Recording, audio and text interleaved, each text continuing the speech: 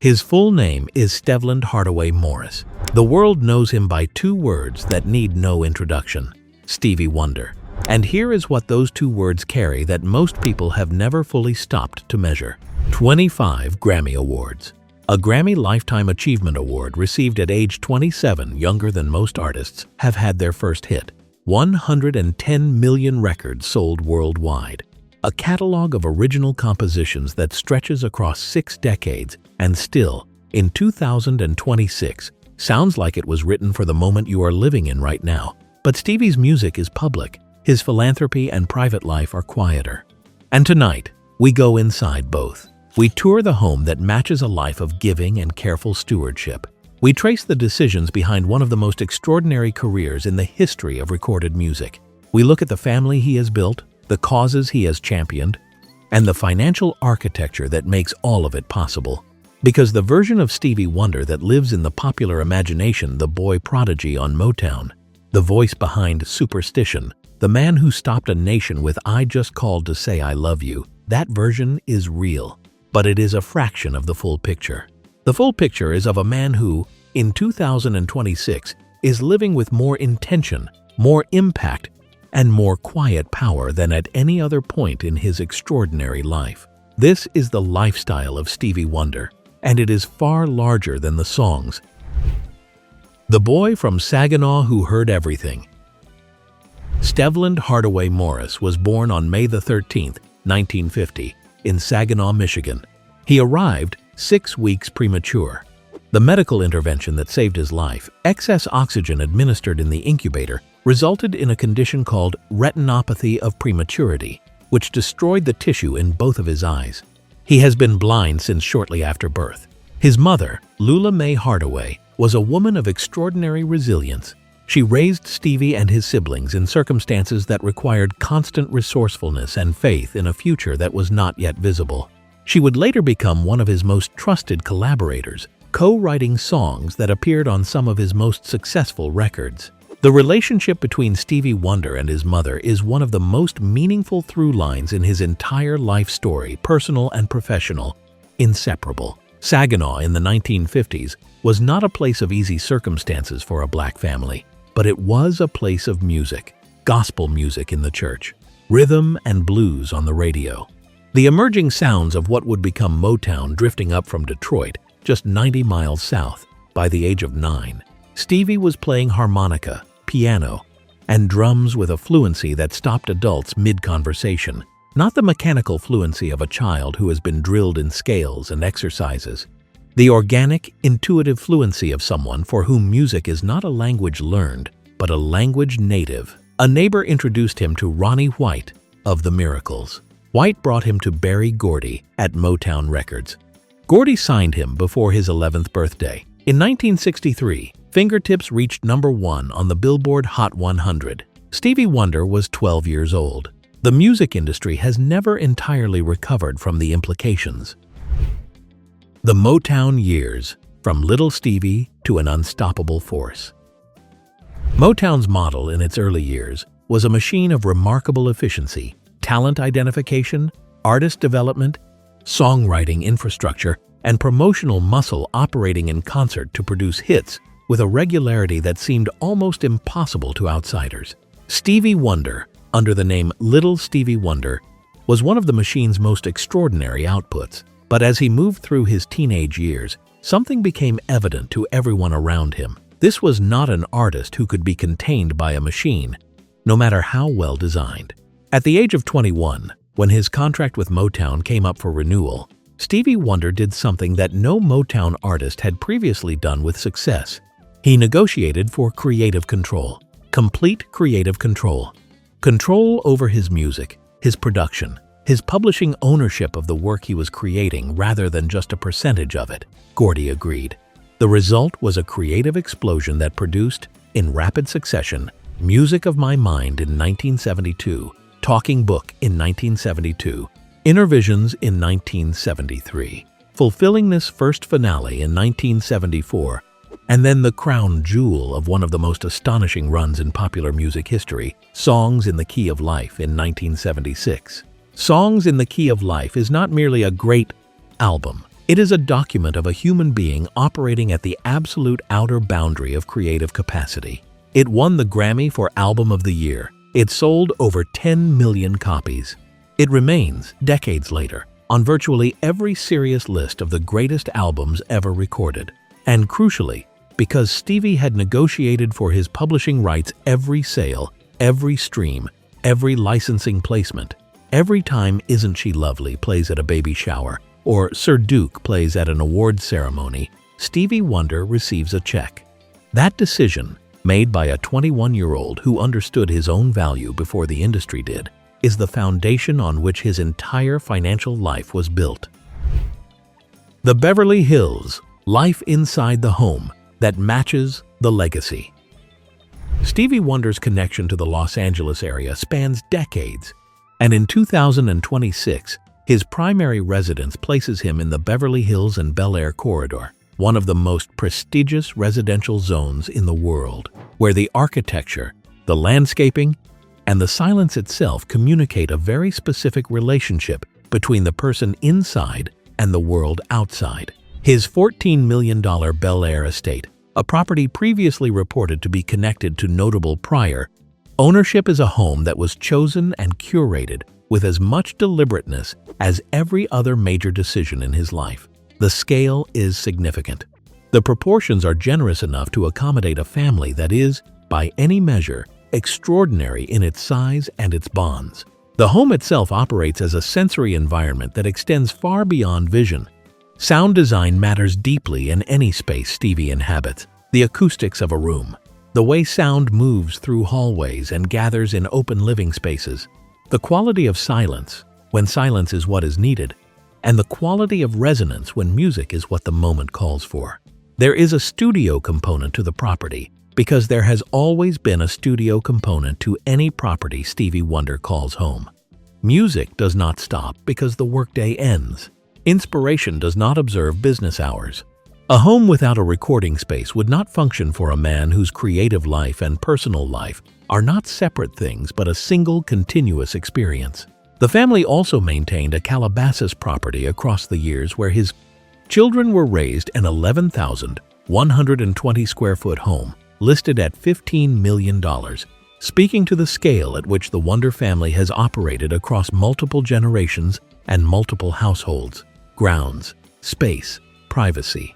A physical environment that reflects the values of a man who has spent his entire life building worlds in sound, and who, when he comes home, wants the architecture to hold that same generosity of spirit. 9 children, 3 marriages, the family that music built.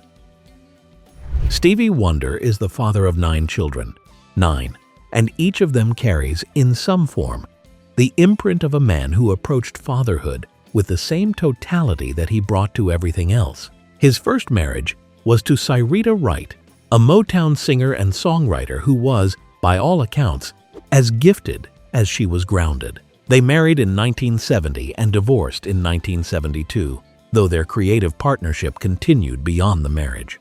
Syreeta died in 2004 from cancer, and Stevie's grief at her passing was real and openly expressed. His second marriage, to model Kai Millard Morris, lasted from 2001 to 2012. They shared 2 sons, Kailand and Mandla. Kailand, born in 2001, has followed his father into music with a focus on drumming and production. Mandla, born in 2005, carries his grandfather's name Stevland as a middle name. His third marriage was to fashion designer Tomeeka Robyn Bracy in 2017. Their daughter Nya was born in 2014, and they welcomed twin daughters Nya and Nayah in 2017. Beyond these, Stevie has acknowledged additional children. Aisha Morris, who appears on Isn't She Lovely as a newborn, her cry woven into the most joyful song ever written about a daughter's arrival. Sophia, Kwame, and Karis. The family is large, it is layered. It is, in its complexity and its love, a reflection of a man who has never done anything halfway. Aisha Morris has become a musician and vocalist in her own right, collaborating with her father on live performances and recordings that have moved audiences in a way that is only possible when the love between the performers is genuinely architectural.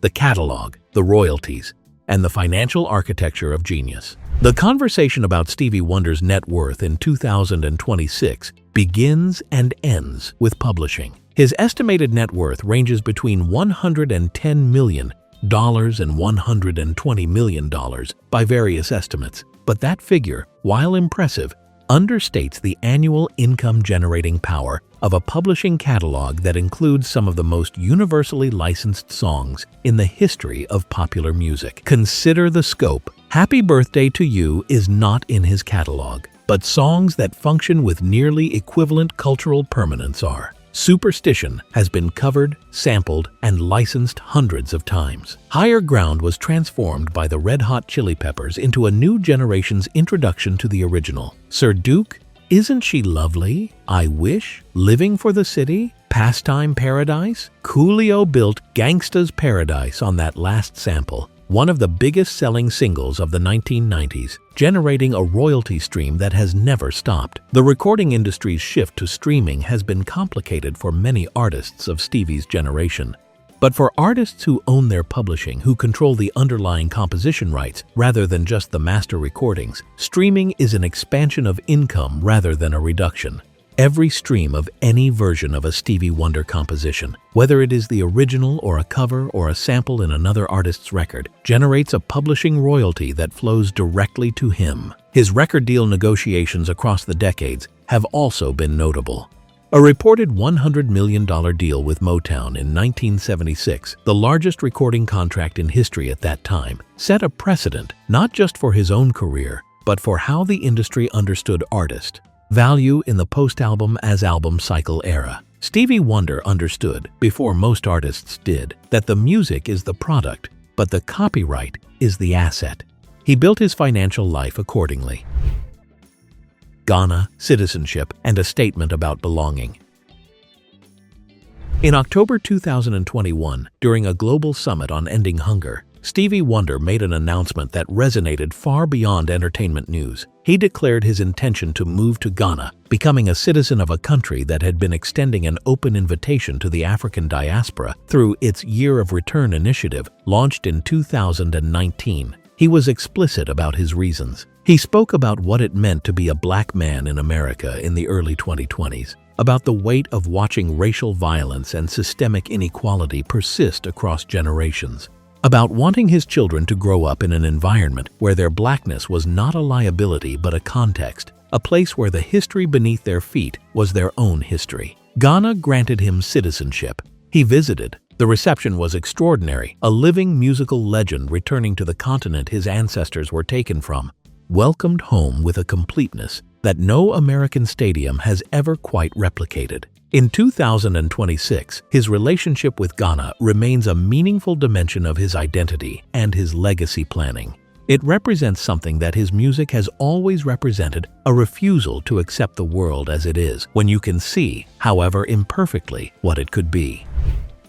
The quiet Philanthropy building, where the cameras aren't. The public face of Stevie Wonder's philanthropy is substantial. He has performed at benefit concerts across 5 decades. He was instrumental in the campaign to make Martin Luther King Jr.'s birthday a federal holiday, spending years lobbying, performing, and advocating before the bill passed in 1983. His song, Happy Birthday, written specifically for that campaign, remains one of the most targeted political songs ever to achieve mainstream commercial success. But the quieter dimension of his giving is the one that reveals character most clearly. He has donated millions to organizations supporting blindness research, not as a high-profile fundraising platform, but as a sustained, consistent commitment to the science that might one day give others what was taken from him at birth. He has funded educational initiatives, music education programs, and community organizations across Los Angeles and beyond that do not generate press releases but do generate outcomes. His support for civil rights organizations has been continuous since the 1960s, not cyclical, not activated by a specific news cycle, but structural, built into how he operates. In 2023, he underwent a kidney transplant, a surgery that he had spoken about publicly as a necessary step and that he approached with the equanimity of a man who has spent a lifetime converting limitation into perspective. The surgery was successful. His recovery reinforced something his fans had long believed, and he had long embodied that Stevie Wonder is not finished, not even close. Music after the peak. Why the silence between albums is not absence.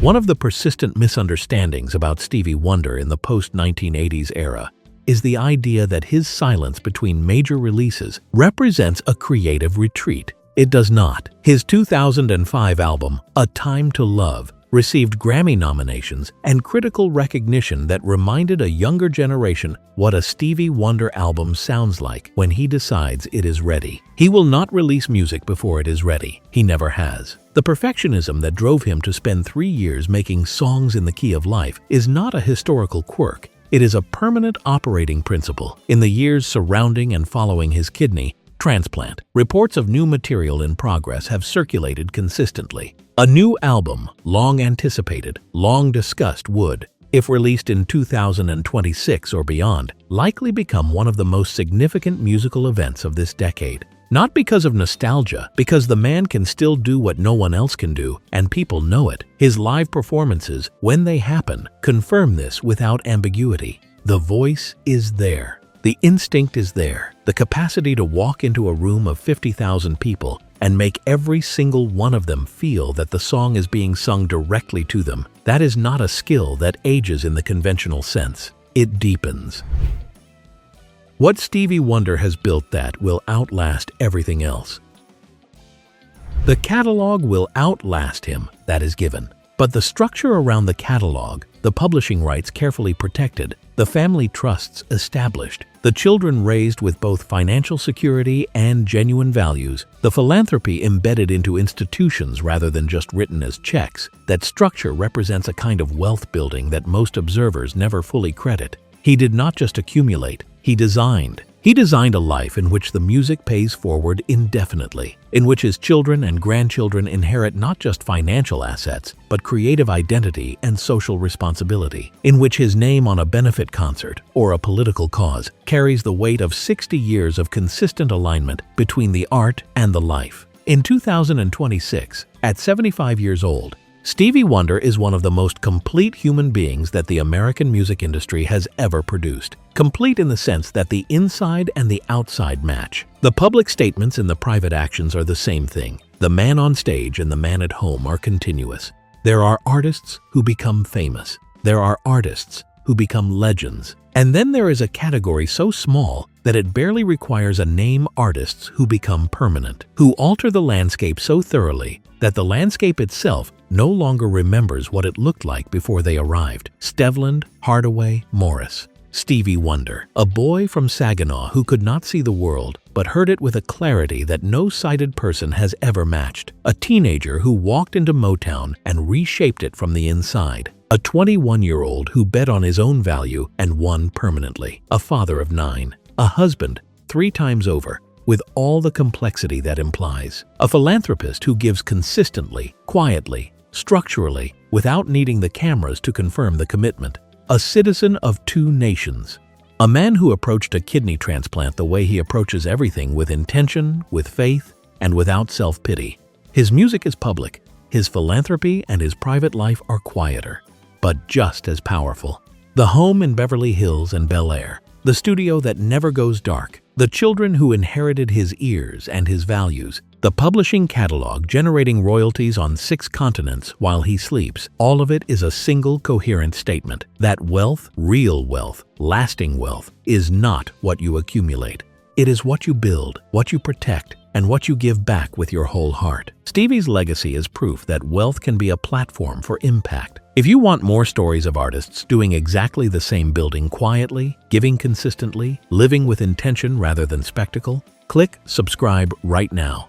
Because this series is just getting started, and the next story will change the way you think about what it means to truly arrive. Leave a comment below. Tell us which living legend you want us to cover next. We read every single one.